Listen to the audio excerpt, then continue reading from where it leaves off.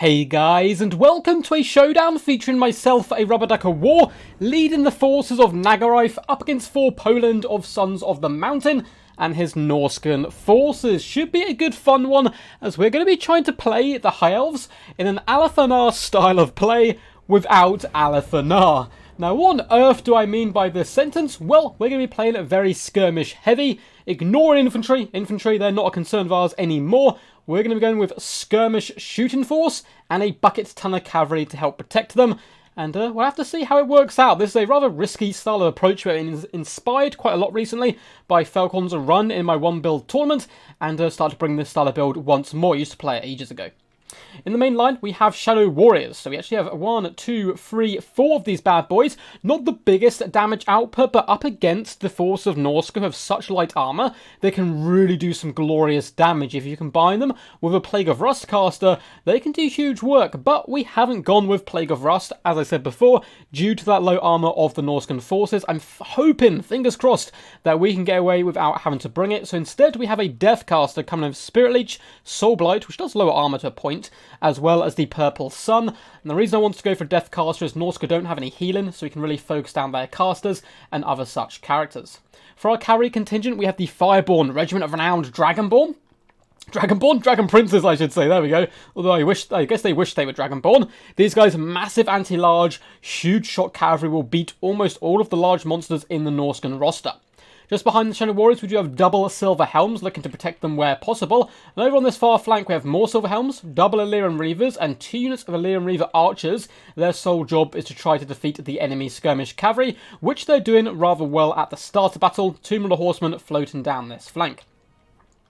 In the main battle line for my opponent, we have Marauder Berserkers, with Icehorn Marauders and basic Cheap and Cheerful Marauders dotted all the way along. So Berserkers holding the flanks, including the Brutes of the Hound, who are the Regiment of Renowned. Hidden over in the trees, we have more Marauder Horsemen starting to try to spring that trap. We have a Shaman Sorcerer of Fire trading a Fireball here for a Spirit Leech. We have a War Mammoth, as well as Wulfric the Wanderer coming in with all the goodies. And in the back line, which is probably the most scary thing to my build, is these double Norscan Warhounds, who will be looking to shut down those Shadow Warriors. And as you see, we've dropped a Spirit Leech, and a Fireball comes out in retaliation, but we managed to juke it just about with a little bit of micro at the end there, and now we can fall back to relatively safety again. War Mammoth is pushing forward. It has 70 armor, which is certainly no joke, but it's not like crazy tanky like large monsters from the Lizard Men, for example.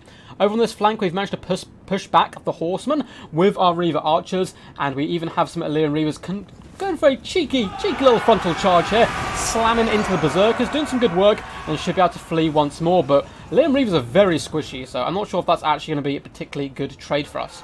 Shadow Warriors do push off the Horsemen on the other flank, and that War Mammoth is getting a little over-eager. We're going to fall back and just obliterate it with our Bowfire and push up the Fireborn to intercept. Now, this is a really key part on the battle, where we've got a load of cavalry moving in different directions. We shut down one Warhound here, the Silver Helm's going to shut down the other Warhounds, Fireborn holding the main line as my opponent pops a burning head, but we managed to fall back with the Shadow Warriors for the most part. I'm completely fine for the Fireborn to take this due to their fire resistance. Illyrian Reavers are going to start floating out over to this side of the battle. I'm ignoring the left flank now. We don't really need it. We're just going to try and punch in the middle, protect these Shadow Warriors at all costs, as they pour fire onto that War Mammoth, doing massive damage to it, down to 3,000 health and dropping rapidly. The Fireborn almost untouched after that initial engagement. On the far side, Silver Helms continuing to chase down those Warhounds because they're one of those units who can really counter my build quite nicely. As War Mammoth has been forced off for now, the Silver Helms as well as the Illyrian Reavers trying to surround Wulfric and do some damage to him, but they need to pull back. Fireborn slam into those Marauders, knocking them down, doing massive damage there. You can see them being impaled upon fiery magical lances. The Wulfric will get the charge on us, which is a little bit scary.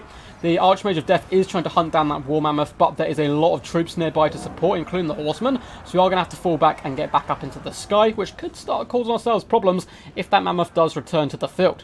Over in the distance, we have some Illyrian Reavers going to be recharging the Icehorn Marauders, trying to get some nice work on them, as we've been spending most of the time chasing away those Marauder Horsemen, not being too fruitful in our endeavours. All our Shadow Warriors are still currently online and quite happy, now deciding to focus down Wulfric the Wanderer, as the Fireborn pursue him and hunt him down. You can run, but you can't hide, so he decides to turn around and do a big old tusky swing at us, doing some pretty big damage. Berserkers are continuing to float through towards the back line. Luckily, we have both Illyrian Reaver archers here to apply more and more pressure. And in the main fights, a lot of our troops are starting to get dragged down. Silverhelms are gone for. Illyrian Reavers over here as well are running for their lives. Warmouth has come back. And as you can see, we have a unit of Silverhelms who chased off some Warhounds early on, waiting in tactical reserve, we're going to call it. 100% didn't forget about those guys. And they're just chilling on the edge of the battlefield, waiting to see how the battle does go down and seeing if they need to retreat or stay and fight. Really, really beautiful burning head here by 4 Poland, catching all of my Shadow Warriors, who I've bunched up a little bit too much.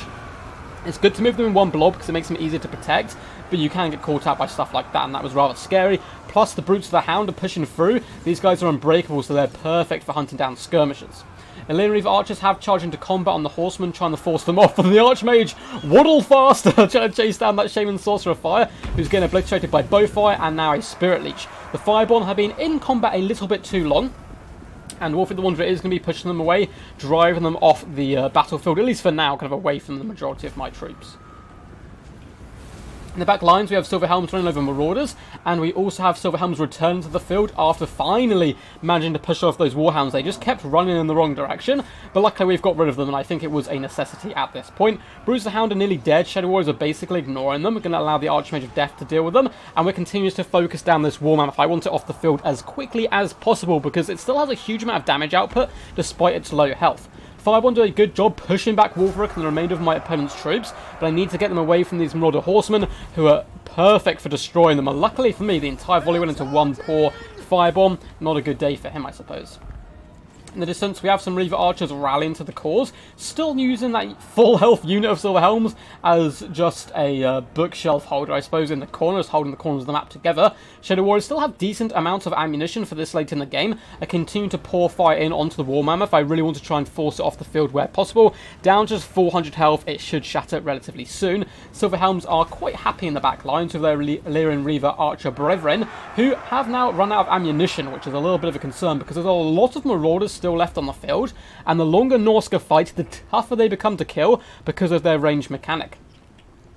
The Fireborn are going to be pushing forward here as well, just looking to harass my opponent when we're dropping a Spirit Leech down on Wolfric, and at this point in the battle, the longer the battle goes on, the better for me. Army losses are getting really close. I can just spam Spirit Leech all day, use up my ammunition, so I want the fight to take place as far away from me as possible. We're falling back with Silverhelms here, but we do have a big problem, and that is the fact we have no frontline troops anymore, cavalry, to plug the gap, because we've completely forgotten about this unit on the flank, which it'd be game over right now, right? We pull this unit in, put it in front of our troops, and there's no way the enemy break free before we whittle them down with bowfire. But because we've forgotten them, there's a massive gap, and the Marauder Horsemen are going to be taking this opportunity to dart forward onto the Shadow Warriors, followed up by a boat.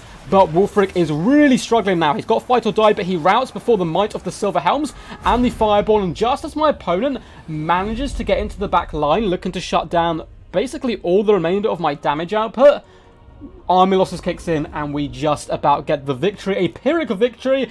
That was about as Pyrrhic as they can come. And we still had a lot of troops left, but very low ammunition, and everyone was very beat up, beleaguered, and bleeding. Very well played to 4 Poland. Always love to play him. He's a super nice guy, and I believe this was on Inticity's ladder. I think he may have taken a game off me. I think it was 2-1.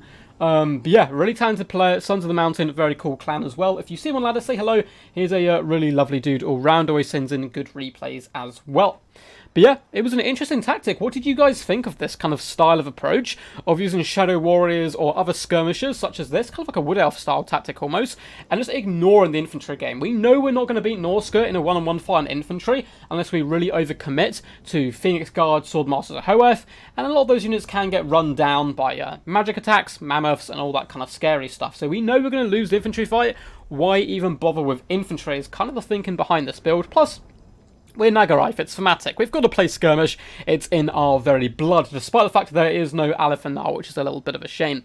But yeah, we'll go through the damage value, damage dealt of all the units in just a second. But if you enjoyed, make sure to leave a thumbs up and subscribe for more Total War Warhammer content. Feel free to leave comments down below as well. What was your favourite moment? Who was your MVP? Just yell quack at me. You can say pretty much whatever you want down there, as long as it's not rude to any players or to anyone else, obviously, in the chat. Yeah, links down below as well in the description if you want to join my Discord where you can submit replays to me, get involved in the tournament scene and all that good stuff. There's also links to Patreon down there if you want to support the channel in any other way. And we have an Access account, so you can buy video games that are all on Steam through that account, and a little bit goes back into the channel.